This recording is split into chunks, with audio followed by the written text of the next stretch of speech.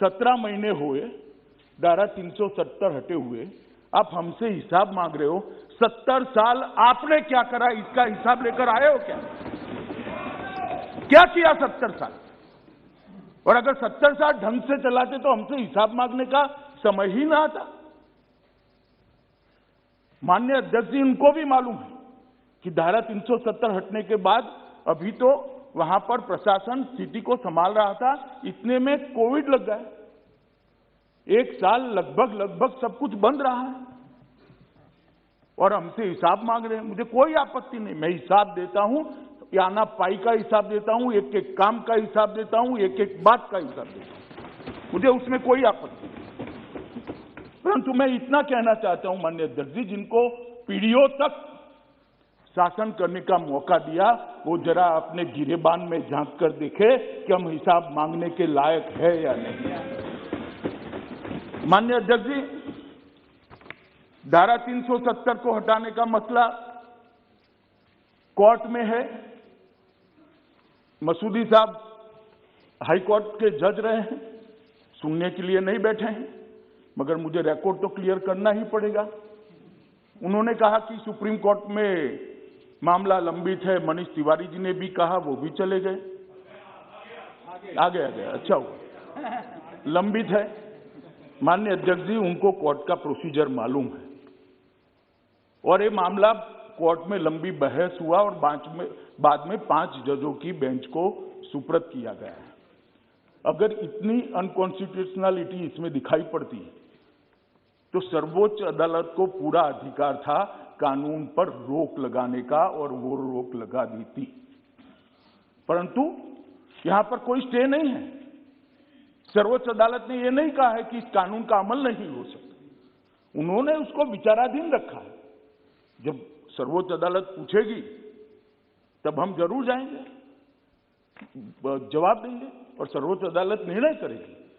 मगर कहीं पर भी एक कानूनी स्थिति नहीं है कि इसका अमल नहीं हो सकता। इसके कारण जम्मू और कश्मीर का पूरा विकास को हम रोक कर बैठ जाए, वहां पर डेवलपमेंट के कामों को हम रोक कर बैठ जाए। और मुझे कह रहे हैं माननीय सदस्य श्री तिवारी जी कि हम जाए और सुप्रीम कोर्ट को अर्जी दे कि इसको जल्दी सुनवाई करो।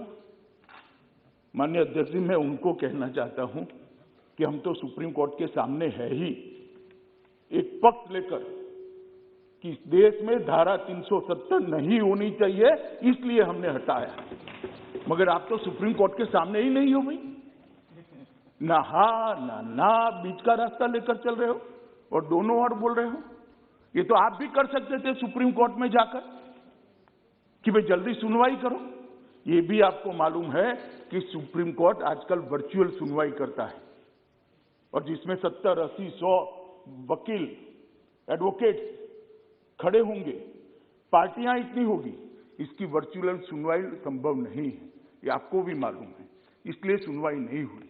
इसका एक बड़े हिस्से का सुनवाई हो चुका है, 5 जज का बेंच भी बन चुका है और जैसे ही सुप्रीम कोर्ट वर्चुअल सुनवाई के मोड से पुनः फिर से एक बार आमने सामने की सुनवाई करेगा, तब जरूर सुप्रीम कोर्ट अपनी प्रायोरिटी के हिसाब से इसको सुनेगा। मगर तब तक कोई काम ना करे क्या? ये किस प्रकार के उदाहरण इस सदन के अंदर दिए जाते हैं?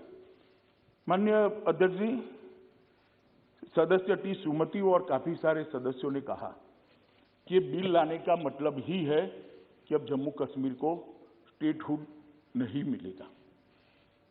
भाई, बिल को पायलट तो मैं कर रहा हूं, लेकर मैं आया हूं, मंशा मैंने स्पष्ट कही है, कहीं पर भी नहीं लिखा है कि स्टेटहुड इससे नहीं मिलेगा। आप कहां से ड्रॉ करते हो? आपकी मन की आशंकाओं को जम्मू कश्मीर की जनता पर क्यों थोप रहे हो? मैंने इसी सदन में कहा है और फिर से कहता हूं कि इस बिल का जम्मू कश्मीर के स्टेटहुड से कोई लेन देन नहीं है। उपयुक्त समय पर जम्मू कश्मीर को स्टेटहुड दिया जाएगा।